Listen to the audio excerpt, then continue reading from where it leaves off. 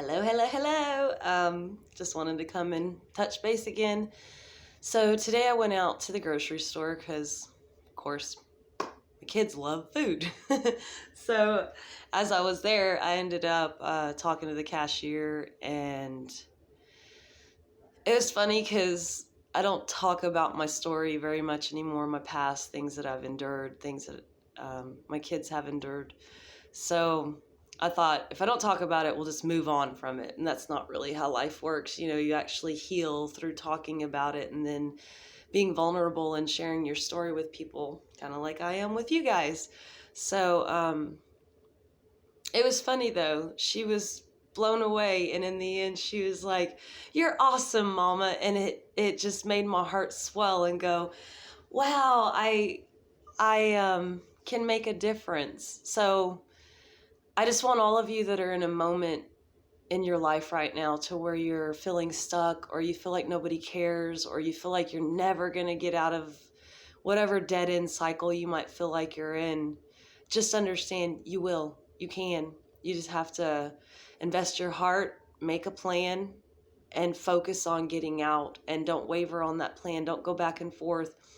And I know the hard part is when you're in a relationship that's abusive, and I'm trying really hard not to use names, scientific diagnosis here. So when you're in relationships that aren't beneficial to you, and you find that you're constantly just giving, and you're not getting anything back, and then when you move forward just a little bit, that person squashes you like, nah, you don't get to be happy. Or they start tearing you down to where you lose that boost of esteem that will allow you to get out. You're who I'm talking to. You're where I was, and I honestly thought I would never ever get out of it. I honestly didn't feel like there was anything wrong with it. I was raised being told what to do, how to act, being told that I was wrong even if I was right. So being silenced my whole life, not being able to really make my own choices or anything like that. So like I said, you're the ones that I'm talking to, and I want you to know it's possible. Because where my story ended from where it picked back up, it's a little ironic actually, because we were in Mexico and it was 16 years, and I hadn't driven a long distance by myself in almost a decade. So driving out of Mexico was one of the most terrifying experiences for me. And honestly, I was leaving drug cartel country, didn't even know I was in drug cartel country, and made it back with my 2 kids and our dog. And I thought, this is it. That's the end of it. And that wasn't the end of it, but that was the end of him controlling everything. So it took a leap of faith. It took motivation from myself. There was nobody else going, "Oh, your life's going to get better. You can do this." There was no support.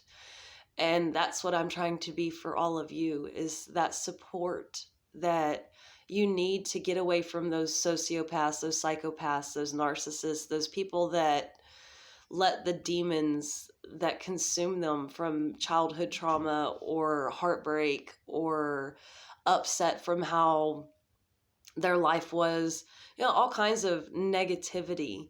And if you can't get past the negativity, you feed it. And then you become that monster that is around trying to destroy everyone around you.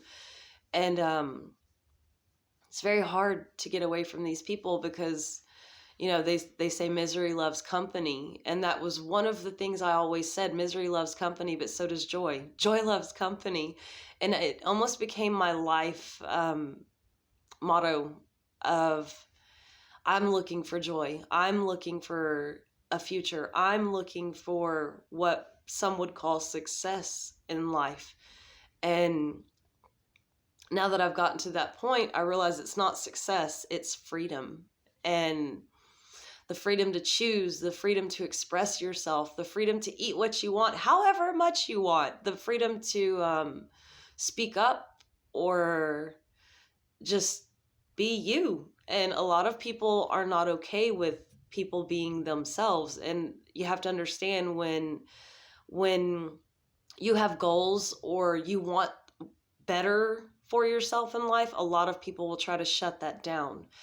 And when you get around these people, you might not even realize it, because when you're vibing down here, you're not attracting people from up here.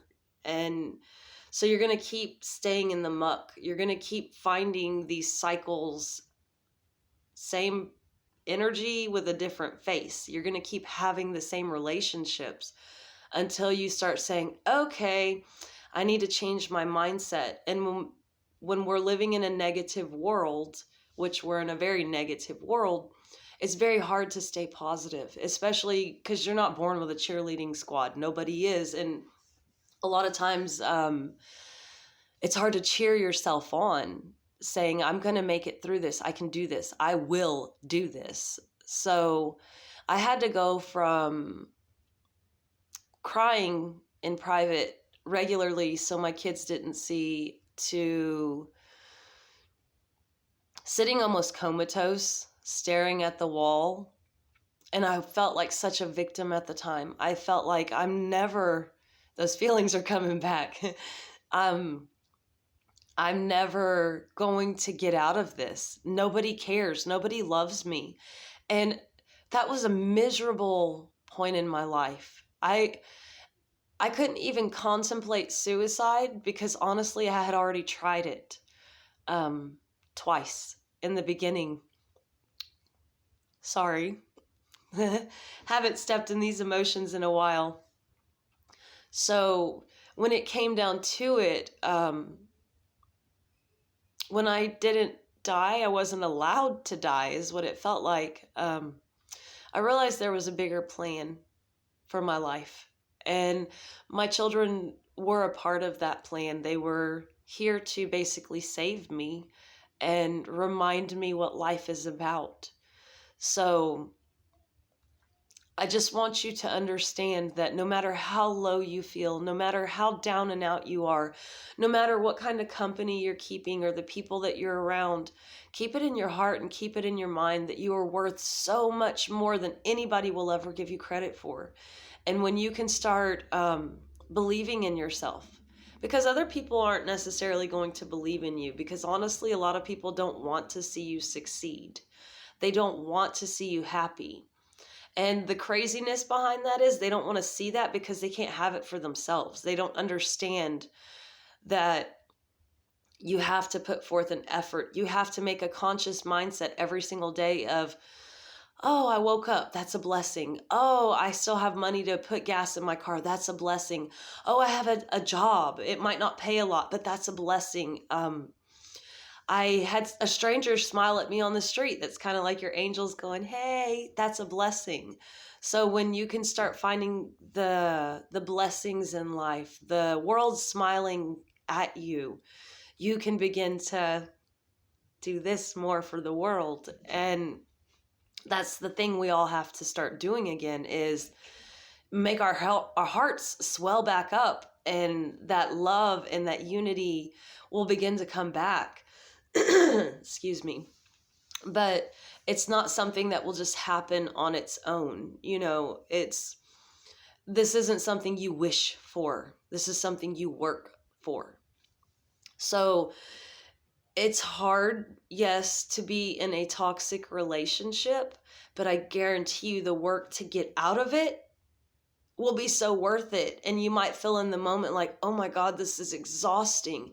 But if you'll take a moment to look at where your relationship's at, how far you've been through that relationship, even if it's only 6 months and you're getting the crap beat out of you regularly, that's sitting there in your mind going, that's a terrible experience, and nobody's going to share that pain.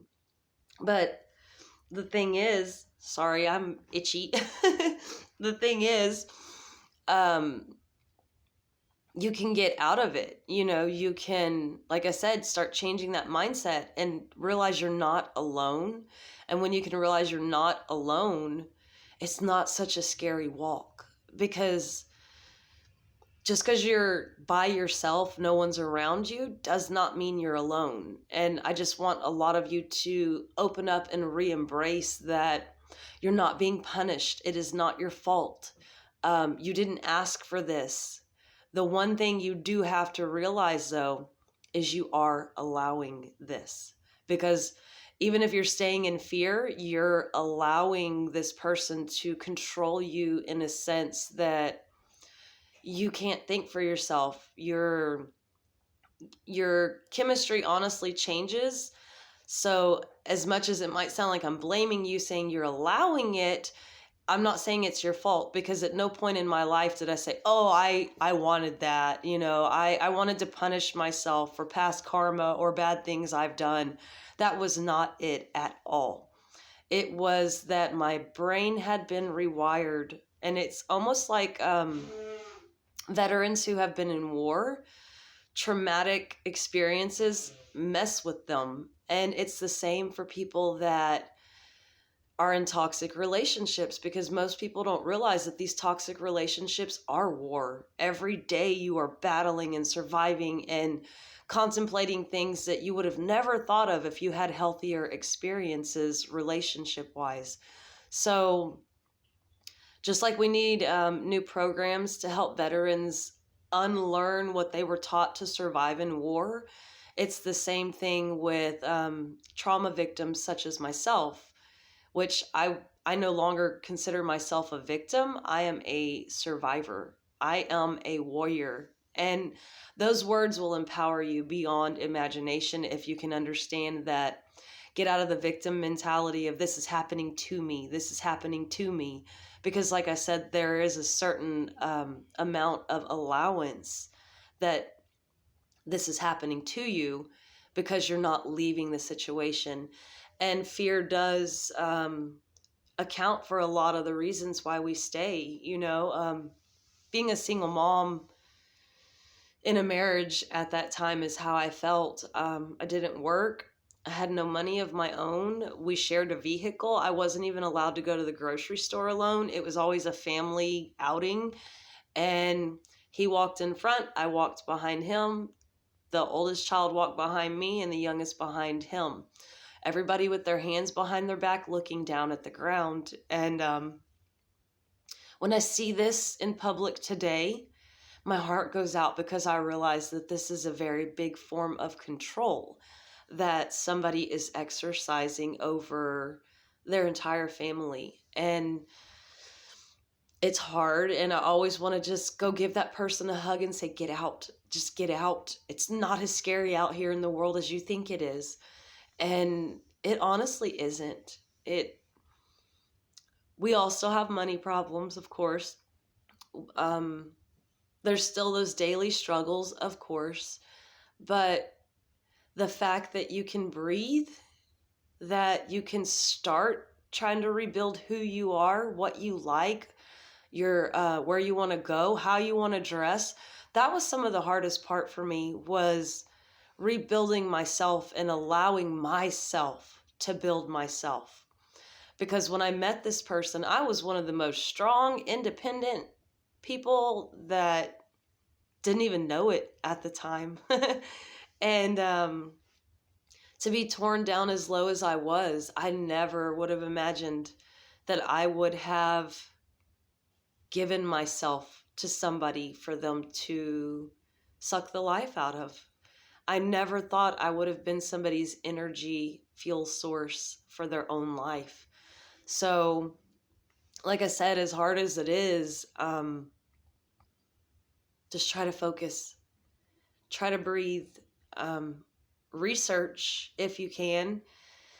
And that was one thing I was afraid of, because I was not technologically savvy and he was. So he could look at everything I was looking at, and he was staying steps ahead of me. But one thing I started doing was go to the library. And of course it was more family outings, but finding things that would help me. Rather, if it was looking at gardening books or recipe books or something that seemed so nonchalant to him that he didn't realize I was boosting my self esteem. I was boosting my ability to know I am capable of doing this. So just think of those things and maybe try to think about what it is you can do discreetly that will empower you and at the same time start letting you build a bridge to freedom, because nobody wants to be stuck as somebody's slave or servant for the rest of their life, and you're not here for that. You are not here to make a man or another woman happy. You are not here to be drained of your life. You are not here to have somebody steal away your gifts that you were given at birth. You're not here for somebody else to silence you. If anything, you're here to learn to stand up for yourself. You're here to learn to love yourself. You're here to redefine what that means for yourself, your children, and the world. So, as hard as it is, just keep hanging on. And I want you to get the thought of suicide out of your head. Nobody's worth that. Nobody is worth sacrificing your own well-being for them, for the things they think, the things they say. Because honestly, when it boils down to it, nobody knows you like you, and you could talk shit all day long. It don't mean it's true about me. And it took me a long time to realize that nobody will define who I am better than I will define who I am. So just sending you love and light, and still here anytime you're feeling down and out. If you get the chance, blare some music and just dance. And like I said, love and light. Peace to everybody, and I will catch up with you later. Bye.